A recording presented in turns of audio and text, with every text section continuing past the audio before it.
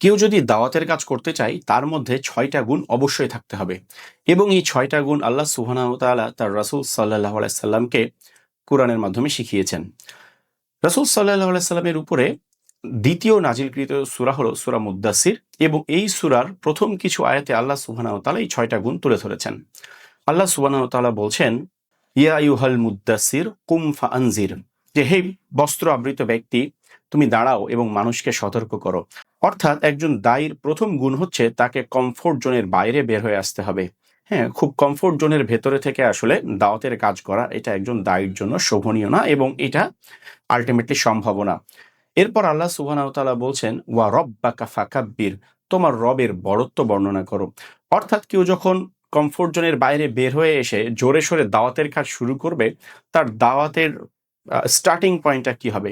Starting point হবে তাওহীদ, অর্থাৎ আল্লাহ সুবহানাহু ওয়া তাআলার বড়ত্ব এবং মহত্ব প্রচার করার মাধ্যমেই তার দাওয়াত শুরু করতে হবে। এরপর আল্লাহ সুবহানাহু ওয়া তাআলা বলছেন, ওয়া সিয়াবাকা ফাতাহহির, তোমার পোশাক পরিচ্ছদ পবিত্র রাখো। দেখুন, আমরা অনেকেই মনে করি যে খুব মলিন কাপড় পরা কিংবা একটু নোংরা বা বিবর্ণ কাপড় পরা এটা বোধহয় একটু মানে দীনদারিতা বা দুনিয়াদারি ত্যাগ করার লক্ষণ। আসলে কিন্তু তা নয়। হ্যাঁ?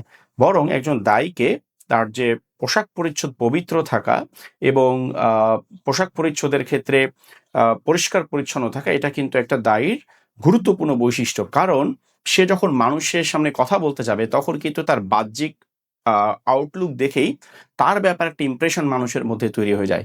এজন্য আল্লাহ সুবহানাহু ওয়া তাআলা তার রাসূলকে বললেন যে, তোমার পোশাক পরিচ্ছদ পবিত্র রাখো। মূলত এটা রাসূলকে বলার মাধ্যমে এই শিক্ষাটা পুরো উম্মাহকেই কিন্তু আল্লাহ সুবহানাহু ওয়া তাআলা দিয়ে দিলেন। এরপর আল্লাহ তাআলা বললেন, ওয়ার রুজ্জা ফাহজুর, অর্থাৎ তুমি সমস্ত অপবিত্রতা বর্জন করো।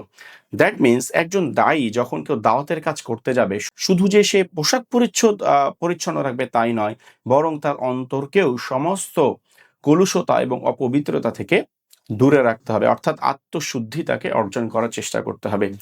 এরপর আল্লাহ সুবহানাহু ওয়া তাআলা বললেন, ওয়ালা তামনুন তাস্তাকসির, অর্থাৎ মানুষের কাছ থেকে অধিক পাওয়ার আশায় তুমি দান করো না। ঠিক আছে? এবং মানুষকে একজন দায়ী যখন মানুষকে দাওয়াত দেবে, সে যখন ইসলামের কথাটা পেশ করবে, এইটার কোনো দুনিয়াবি বিনিময় কিন্তু সে আশা করবে না। এবং আমরা যদি কোরআনের মধ্যে দেখি, আমাদের সমস্ত নবী রাসূলরা যখন তার কওমকে দাওয়াত দিয়েছেন, তারা একটা কমন কথা বলেছেন যে, এর বিনিময় একমাত্র আল্লাহ সুবহানাহু ওয়া তাআলার কাছে। আমি তোমাদের কাছে এটার কোনো বিনিময় চাই না। এবং সর্বশেষ যে পয়েন্ট আল্লাহ সুবহানাহু ওয়া তাআলা সূরা মুদ্দাসসিরের মধ্যে বলেছেন, সেটা হলো ওয়ালি রব্বিকা ফাসবির, অর্থাৎ তোমার রবের জন্য ধৈর্য ধারণ করো। কারণ যখন এতগুলো বিষয়কে মাথায় রেখে একজন মানুষ দাওয়াতের ময়দানে ঝাঁপিয়ে পড়বে, তখন তার উপরে কিন্তু অনেক বিপদ-আপদ নেমে আসবে এবং এমন অনেক পরিস্থিতি নেমে আসবে, যেই পরিস্থিতিতে তাকে একমাত্র এবং একমাত্র আল্লাহ সুবহানাহু ওয়া তাআলার সন্তুষ্টির জন্যই সবর করতে হবে। তাহলে এই ৬টা গুণকে মাথায় রেখে যদি আমরা দাওয়াতের কাজ করি, আশা করা যায় ইনশাআল্লাহ আমাদের দাওয়াত ফলপ্রসূ হবে।